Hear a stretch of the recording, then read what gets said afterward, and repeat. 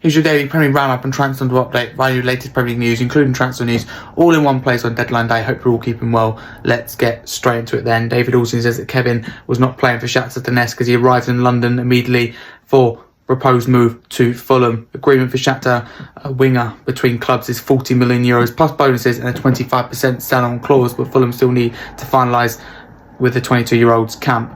David Ornstein says talks ramping up over a deal for Alexander Isak to join Liverpool from Newcastle United on deadline day.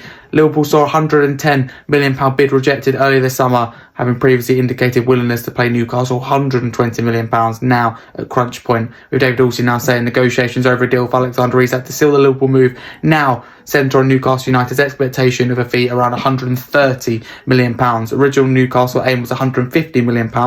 Liverpool bid was £120 million, which came at first £110 million, nearing a compromise for 25-year-old to make the switch. David Ornstein says that Newcastle United since have reached a total agreement with Liverpool to sell Alexander Isak. The deal for the 25-year striker will be in fact £130 million to Newcastle with solidarity, be £125 million cost to Liverpool. Medical to be done on Monday before deadline day, switch for Swedish international.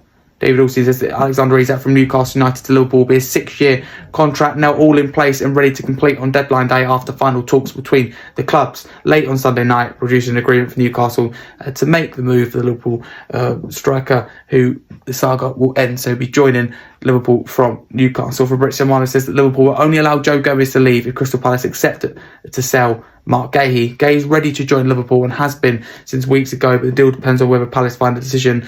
It will get a replacement. AC Milan want Joe Gomez on a permanent deal. Fabrizio Romano says the documents of Rasmus Højlund deal have all been countersigned and now all sealed and agreed between Manchester United and Napoli. €6 million loan fee, €44 million buy option clause to become mandatory, all confirmed. Fabrizio Romano says that Aston Villa are closing in on the Victor Lindelof deal. Here we go soon. Final details being sorted after a proposal sent last night to anticipate Everton and Fiorentina. It's a 2-year deal for Lindelof at Aston Villa. Fabrizio Romano says that Manchester United have agreed personal terms with Emiliano Martinez and approached Aston Villa.